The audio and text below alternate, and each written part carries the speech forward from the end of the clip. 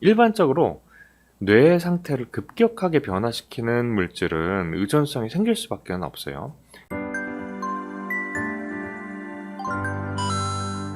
그래서 이제 뭐 이런 약들을 이제 사용을 하실 때에는 감정 변화에 조심을 하셔야 되고요. 중추신경계 쪽으로 작용하는 약들은 특히나 드셨을 때 약간 좀 동기 유발을 할지 아니면 뭔가 좀 내가 조금 집중이 잘 되는데 이런 느낌들이 있을 수가 있어요. 그러니까 반대로 얘기하자면 그런 약들의 효과가 딱 떨어졌을 때에는 오히려 좀 무기력하거나 피곤하거나 졸리거나 이런 현상들도 있을 수가 있어요. 그렇기 때문에 이 약을 사용하실 때에는 그 와중에 체중이 감량을 쫙 했을 때 건강한 생활 습관도 잘 갖추어 놓고 있으시는 게 굉장히 중요합니다. 그래야 나중에 이 약을 중단하거나 사용하지 않을 때 또 이제 그 체중을 유지를 할 수가 있으니까요.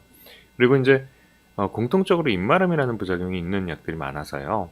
물을 많이 드시는 게 중요할 것 같고요. 맛이나 카페인이 첨가된 음료는 어차피 또 식욕 중추를 자극하거나 뭔가 좀 그런 이제 중독성 물질일 가능성이 있기 때문에 되도록이면 사용 안 하시는 게 좋죠.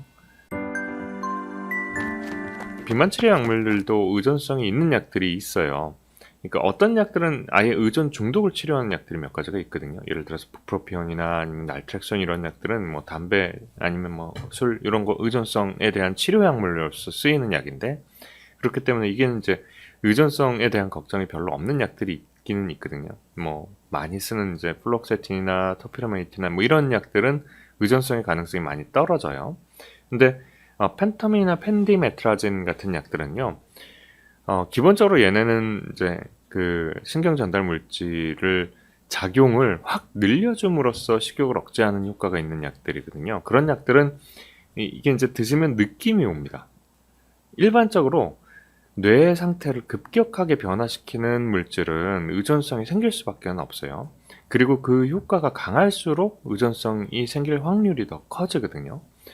그리고 이제 그 부작용이라고 하면은 뭐 약물 종류마다 다르기는 해요. 어떤 약들은 뭐 식욕 억제 효과가 이제 중추신경계로 나타나는 약들이 있고, 뭐 그렇다면 이제 뭐 중추신경계에서 작용하는 이제 도파민이 많이 나왔을 때 부작용, 뭐 그다음에 이제 노에피네프린이 많이 나왔을 때 부작용, 뭐 이런 것들이 이제 따로따로 있거든요. 그래서 이제 약물별로 조금씩은 다릅니다. 네, 좋습니다. 삭센다도 뭐 기적의 명약이죠. 식욕 억제 효과 측면에서는 듣는 사람한테는 굉장히 잘 들어요. 이게 부작용이 좀 적으면서 다만 이걸 가장 불편한 점은 매일 주사를 맞는다는 거였거든요. 그래서 이제 일주일 간격으로 그 주사를 할 수 있는 그런 이제 장기 지속형의 형태로도 이제 출시가 되고 있는 상태인데 위고비도 같은 기전을 가지고 있는 약입니다. 그것도 이제 일주일에 한 번씩 주사를 맞는다는 불편함은 있어요. 그래도 매일 맞는 것보다는 편하죠. 그러니까 미국 내에서 판매 가격이 지금 대략 한 180만 원, 170만 원 이 정도 된다고 알려져 있거든요. 한 달 사용하는데요. 그렇기 때문에 이제 뭐 그런 기사도 있었어요. 위고비 뭐 이런 약이 효과가 좋지만 그거를 살 빼는데 한 달에 180만 원씩 쓸 수 있는 사람들에게만 허용된 약물이다. 뭐 이런 이제 막 비판적인 기사들도 있었죠. 식욕 억제제 중에서요, 우울증 약으로 허가가 되어 있는 약들이 꽤 많이 있어요. 플록세틴, 그 다음에 이제 뭐 프로피온 이런 약들은 아예 원래가 항우울제거든요. 우울증 약이에요. 근데 그런 분들한테는 사실은 비만 치료제로서 펜타민, 펜디메트라진도 효과가 있는 경우가 있어요. 동기부여나 인지기능 향상 측면에서 어느 정도의 효과가 있기 때문에 우울증의 인지 증상이나 이런 것들이 이제 조금씩 개선되는 측면이 있습니다. 근데 반대로 생각해 보면은요, 이게 이제 조울병이 있으신 분들한테는 이게 가려져 있다가 뭐 우울증의 형태로 뭐 오래 지속이 되었다든지 아니면 그냥 평소대로 지내시다가 조증이 확 나타나는 경우도 있기는 하겠죠, 당연히. 예, 우울증의 뭐 어떤 증상들은 해결을 해주지만 그게 가려가지 않으면서 굉장히 많이 이제 신경 전달 물질을 분비를 하게 되는 원리를 가지고 있거든요.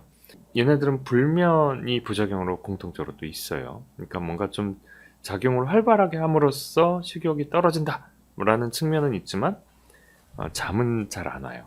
그러니까 이제 뭐 저녁에 드시는 약을 최소화하거나 아니면 뭐 저녁에 약 자체를 안 드리거나 뭐 이러는 방법들도 쓰는 분들도 있고요. 구독과 좋아요 많이 부탁드립니다.